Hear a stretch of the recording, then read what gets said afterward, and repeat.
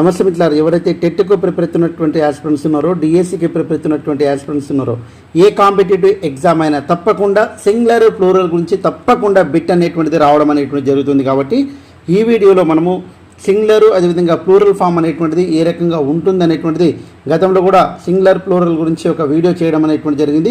దానికి అనుబంధంగా ఇది రెండో వీడియో అండి. ఇది పార్ట్ 2కు సంబంధించినటువంటి వీడియో. మొదటిసారి వీడియోని చూసినట్లయితే తప్పకుండా తంబు సింబల్ మీద ప్రెస్ చేసి లైక్ ఇవ్వండి, అదేవిధంగా సబ్స్క్రైబ్ చేసుకోండి. ఎందుకంటే నేను చేసేటువంటి ఈ క్లాసెస్ అనేటువంటిది మీకు ఉపయోగకరంగా ఉంటే తప్పకుండా లెజెండ్స్ ఎప్పుడు కూడా లైక్ చేయకుండా ఉంటారు. కాబట్టి తప్పకుండా లైక్ చేస్తారు మనస్ఫూర్తిగా కోరుకుంటూ వీడియోలోకి వెళ్ళిపోదాం. మెయిన్గా చూసినట్లయితే ఇక్కడ చూడండి, numbers, singular plurals, additional information. చూడండి ఒకసారి, కాంపౌండ్ వర్డ్స్ అంటే మనకు 2-3 పదాలు కలిసి వచ్చినప్పుడు ప్లూరల్ అనేటువంటిది ఏ రకంగా ఉంటుంది, సింగులర్ ఫామ్ అనేటువంటిది ఏ రకంగా ఉంటుంది అనేటువంటిది చాలా చాలా ఇంపార్టెంట్ అండి. కాబట్టి ఇక్కడ కాంపౌండ్ వర్డ్స్ ఇక సింగులర్ ప్లూరల్ అనేటువంటి ఇంపార్టెంట్, ప్రతి ఎగ్జామ్లో బిట్ వస్తుంది. కాబట్టి ఒకసారి తెలుసుకోవడానికి ప్రయత్నం అయితే చేద్దాం. మొదటి నోట్ చూడండి, ఇక్కడ should rights plural to the primary main word. Observe the words below. ఇక్కడ చూడండి, మనం మెయిన్గా బ్రదర్ ఇన్ లా అనేటువంటిది ఉంది. దీనికి మనం రాసేటప్పుడు ప్లూరల్ రాసేటప్పుడు ఏ విధంగా రాయాలంటే, ఏదైతే మనకు మెయిన్ వర్డ్ ఉందో దానికి మాత్రమే మనము ప్లూరల్ అనేటువంటిది చేర్చాలి. ఇప్పుడు బ్రదర్ ఇన్ లా అనేటువంటి దానికి చాలామంది చేసేటువంటి తప్పులేదు. బ్రదర్స్ ఇన్ లా అనేటువంటిది రాయాలి, కానీ బ్రదర్ ఇన్ లాస్ అనేటువంటిది ఇక్కడ ఎస్ చేరుస్తారండి ప్లూరల్కు. కానీ కాంపౌండ్ వర్డ్స్ ఎప్పుడైతే ఉంటాయో వాటిని ఏదైతే మొదటి పదం ఉంటుందో మనకు దాని తర్వాతనే ఎస్ ఫామ్ అనేటువంటిది చేర్చాలి. ఇది చాలా ఇంపార్టెంట్ అండి, చాలా ఎగ్జామ్లో అడిగినటువంటి బిట్ కూడా. కాబట్టి సిస్టర్ ఇన్ లా అన్నప్పుడు ఏమవుతుంది, sisters in law. Step brother అన్నప్పుడు ఇక్కడ చూడండి, మళ్ళీ స్టెప్ బ్రదర్ అన్నప్పుడు ఏం చేయాలి, మనం స్టెప్ బ్రదర్స్ అనేటువంటిది వాడాలి. కాబట్టి చాలా జాగ్రత్త. కాంపౌండ్ వర్డ్స్కు మనము ఎక్కువగా ఇక్కడ చూడండి, స్టెప్ బ్రదర్ అన్నారు కదా సార్, మరి మీరేమో ఇప్పుడు ఇందాక ఫస్ట్ వర్డ్ అన్నారు కదా, స్టెప్ బ్రదర్లో మెయిన్ వర్డ్ ఏదండి, బ్రదర్ అండి. కాబట్టి ఆ బ్రదర్కే మనం చేర్చాలి. Brother in Lalo main word ఏదండి, బ్రదర్. కాబట్టి దానికే మనం ఎస్ ఫామ్ చేర్చాలి. Sister in Lalo main word ఎక్కడ ఉందండి, సిస్టర్. కాబట్టి ఇక్కడ ఎస్ చేర్చాలి. కాబట్టి main word or primary word ఎక్కడైతే ఉంటుందో అక్కడే మనం ఎస్ ఫామ్ అనేటువంటిది చేర్చాలి. తర్వాత కమాండర్ ఇన్ చీఫ్. ఇక్కడ కమాండర్ అనేటువంటిది మనకు మెయిన్ వర్డ్ కాబట్టి ఇక్కడ కమాండర్స్ ఇన్ చీఫ్ అనేటువంటిది రాయాలండి. ప్యాసర్ బాయ్, ప్యాసర్స్ బాయ్. స్పూన్ఫుల్, స్పూన్ఫుల్స్. అదేవిధంగా హ్యాండ్ఫుల్, హ్యాండ్ఫుల్స్.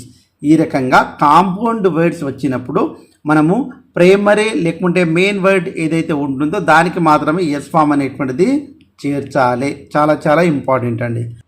నెక్స్ట్ రూల్ చూసినట్లయితే మనము, however there are certain words that take plural in both parts of the compound words.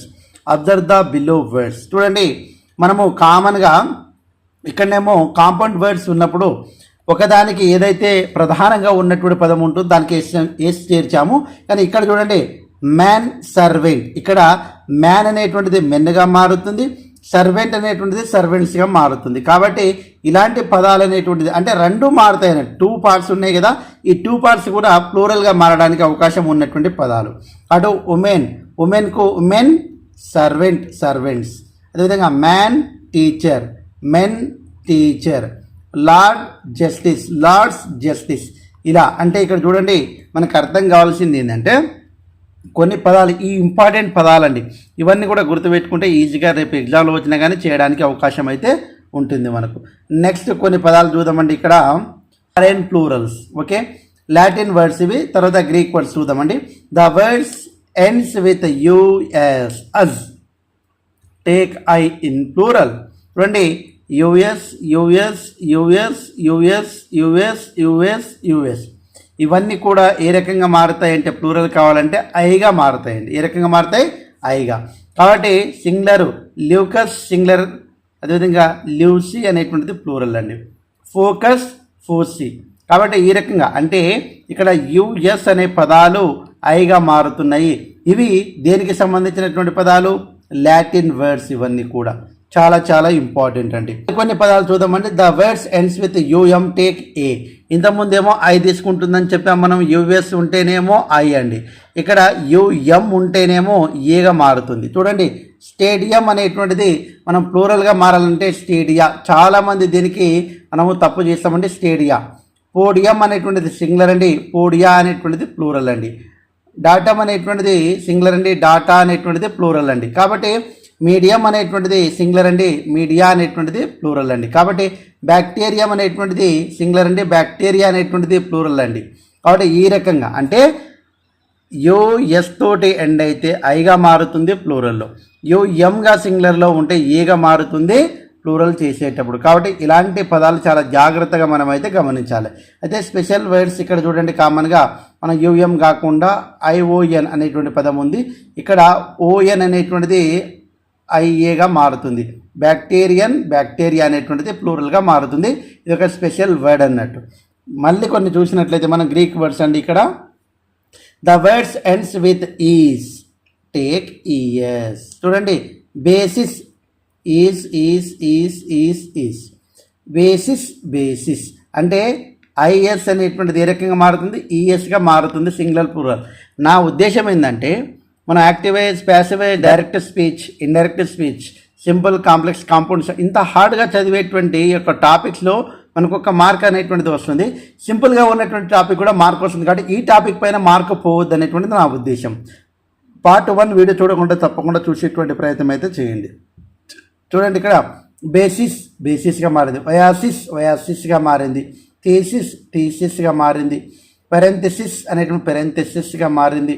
Crisis, క్రైసిస్గా మారింది. హైపోథీసిస్, హైపోథీసిస్ అంటే ప్రొనౌన్సియేషన్ దాదాపు మోస్ట్లీ సేమ్ ఉంటుంది, కానీ ఐఎస్ అనేటువంటిది ఈఎస్గా మారింది. ఇప్పటి వరకు చెప్పుకున్నటువంటి దాంట్లో యుఎస్ అనేటువంటిది ఐగా మారింది, యుఎం అనేటువంటిది ఏగా మారింది, ఈజ్ అనేటువంటిది మనకి ఏ రకంగా మారిందండి, ఈఎస్గా మారింది. ఇంతవరకు నేర్చుకున్నాం. తర్వాత చూసినట్లయితే కొన్ని మనము some nouns plural in form but singular in function. చూడడానికి ప్లూరల్గా అనిపిస్తాయి కానీ అవన్నీ కూడా సింగులర్గా మనము తీసుకోవాలండి. ఒకసారి ఇవి చాలా సందర్భాల్లో చెప్పానండి నేను. Mathematics, physics, economics, politics, statistics, genetics, ethics ఇవన్నీ కూడా లాస్ట్ ఎస్ తోటి ఎండ్ అవుతాయి, కానీ మనం ప్లూరల్ అనుకుంటాం, కానీ ఇవన్నీ ప్లూరల్ కావండి. మోస్ట్ ఎలా గుర్తుపెట్టుకోవాలంటే సబ్జెక్ట్స్ అనేటువంటిది దాదాపు అన్నీ కూడా సింగులర్గానే ఉంటాయి, ఎస్ తోటి ఎండ్ అయినా సరే. దాంతో పాటుగా మన ఎథిక్స్ అనేటువంటిది ఇవన్నీ కూడా సబ్జెక్ట్ రిలేటెడ్ ఉన్నటువంటి నౌన్స్ అండి. కాబట్టి ఇవన్నీ కూడా సింగులర్. తర్వాత గేమ్స్ కూడా బిల్లార్డ్స్, టెన్నిస్, డార్ట్స్ ఇవన్నీ కూడా సింగులర్గానే పరిగణించాలి.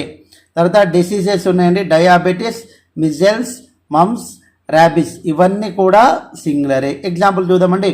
Diabetes is very common in old age people. Diabetes, ఇక్కడ డయాబెటీస్ ఆర్ అనొద్దండి, డయాబెటీస్ ఈజ్. ఎందుకు సింగులర్ అనేటువంటిది కన్సిడర్ చేయాలి. సింగులర్ తెలియకుంటే కరెక్షన్ ఆఫ్ సెంటెన్సెస్లో, ఎర్రర్ ఆఫ్ సెంటెన్సెస్లో ఇవన్నీ కూడా మనం నేర్చుకున్నాం. చాలా జాగ్రత్తగా గమనించండి. Tennis is and interesting game. కాబట్టి టెన్నిస్ అనేటువంటిది ఈజీగా తీసుకున్నాడు, ఎందుకంటే సింగులర్ కాబట్టి. Mathematics is a difficult subject. కాబట్టి ఈ రకంగా అంటే ఏది సింగులరు, ఏది ప్లూరలు, ఈ రెండు విషయాలు తెలుసుకుంటే తప్పకుండా మార్క్ అయితే వస్తుందండి. నెక్స్ట్ చూసినట్లయితే nouns that function sometimes as a singular, sometimes plural. చూడండి, డజన్, 100, 1000, మిలియన్, అదేవిధంగా బిలియన్. పైన ఇచ్చిన పదాలకు ముందు ఏదైనా సంఖ్య ఉంటే అవి ఏకవచనాలుగా వాడాలి. ఒకవేళ సంఖ్య లేని ఎడల వాటిని బహువచనాలుగా రాయవచ్చు. క్రింద ఉదాహరణలు గమనించగలరు. చూడండి, సంఖ్య ఉండాలి. I need 5000 rupees. I need 5000 rupees. చూడండి, ఇక్కడ మనకు చూడండి ఏమన్నాడు, ముందు ఏదైనా సంఖ్య ఉంటే అవి ఏకవచనాలుగా రాయాలి. ఇక్కడ 5 అనేటువంటిది ఉంది కాబట్టి ఇక్కడ ఏకవచనంగా రాసినాం. థౌజండ్స్ ఆఫ్ రూపీస్, ఇక్కడ దీని ముందు ఎలాంటి సంఖ్య లేదండి కాబట్టి థౌజండ్స్ అనేటువంటిది మనము ప్లూరల్గా వాడాలి. Thousands of rupees were wasted for unnecessary things. We gave him 9 అనేటువంటిది సంఖ్య వచ్చిందండి, సింగులర్ ఉండాలి. సంఖ్య సింగులర్, ఇక్కడ సంఖ్య ఉండాలండి, అదేవిధంగా దానికి సింగులర్ అనేటువంటిది వాడాలి. సంఖ్య లేకుంటే మనము ఏ రకంగా వాడాలంటే ప్లూరల్గా వాడాలండి. ఈ రెండు విషయాలు అయితే గుర్తుపెట్టుకోవాలి. మిలియన్స్ ఆఫ్ డాలర్స్ ప్లూరల్ వర్ వచ్చింది కాబట్టి చాలా చాలా ఇంపార్టెంట్ అండి. ఫస్ట్ వీడియో కూడా మీకు చెప్పడానికి ప్రయత్నం చేశాను నేను చాలా విషయాలు కాబట్టి ఫస్ట్ వీడియో కూడా చూడడానికి ప్రయత్నం అయితే చేయండి.